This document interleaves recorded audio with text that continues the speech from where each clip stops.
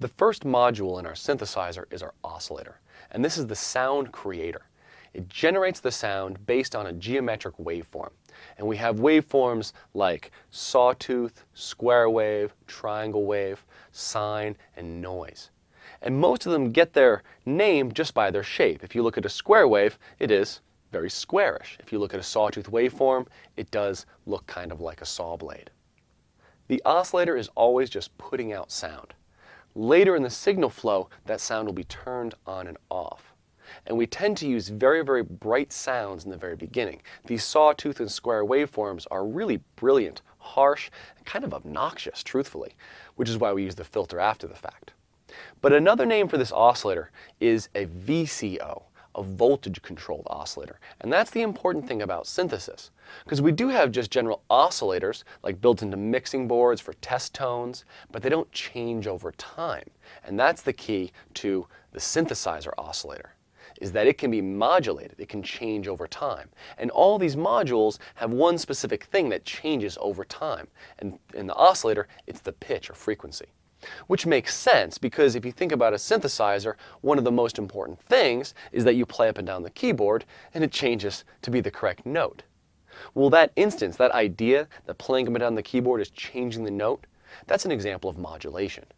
That's key position modulating the pitch of the oscillator. So we can see that this idea of modulation is that time dimension. How is the oscillator going to change over time? And there are many things that can modulate the oscillator, modulate the pitch of the oscillator, and the key position is one of the most important ones.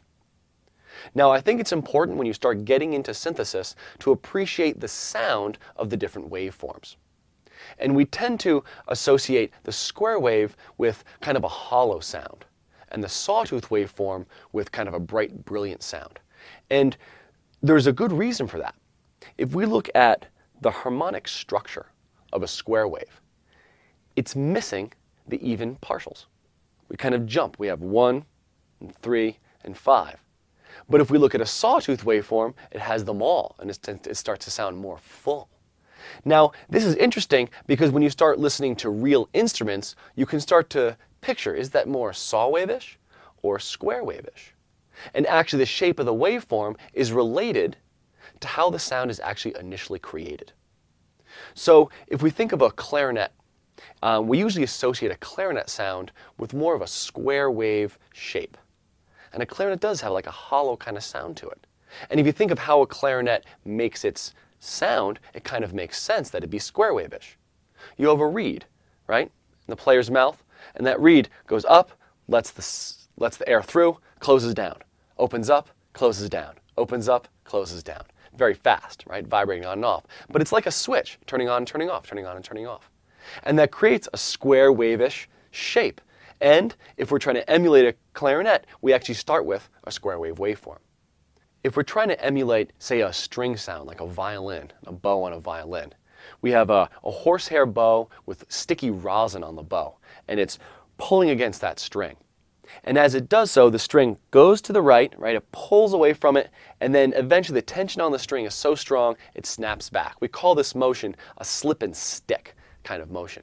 And it's related to the wave shape, because you can see as it pulls along that string, the string moves up in one direction, eventually it just snaps back to zero and starts over again. So we get this saw wave-ish kind of shape. So if we're emulating a string instrument, we usually start with a saw wave type of shape. So you see, we start getting a language and a way to think about these timbres and these sounds in a really nice way. So let's look at the oscillator section of my simple synthesizer, and then we'll move on to the filter next. In this video, we're going to move into studying synthesis, and I'd like you to have a synthesizer of your own open so you can work along with this tutorial. Now, the challenge for you is going to be taking the knowledge we gain here and applying it in your synthesizer. It'll take some exploration and some figuring out, but you will find these sections in your synth. To have the most success, I'd like you to choose a subtractive synthesizer.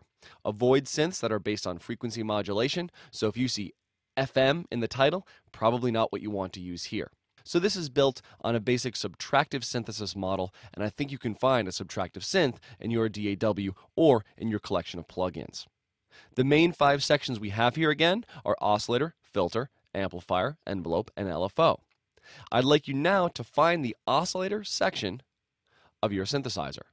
It might be labeled OSC or oscillator, and it will most likely have options to change the wave shape between a variety of common wave shapes like sine, saw, triangle, square, and noise. Now, I'd like to look at the different wave shapes that are really common in a traditional subtractive synthesizer. The first one is sine wave, and a sine wave is what we would consider a pure tone. It's energy at a single frequency. Let's hear it. So we have energy at a single frequency, and a sine wave is the purest, simplest of tones.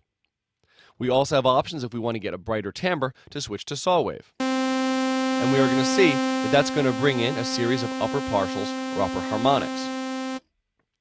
If I choose square, we're going to see a different arrangement of the upper partials. It's a more hollow sound like we described earlier. Sawtooth is going to include all partials, and a square wave will include only the odd. With the square wave, you see it's an open sound because it's missing every other harmonic.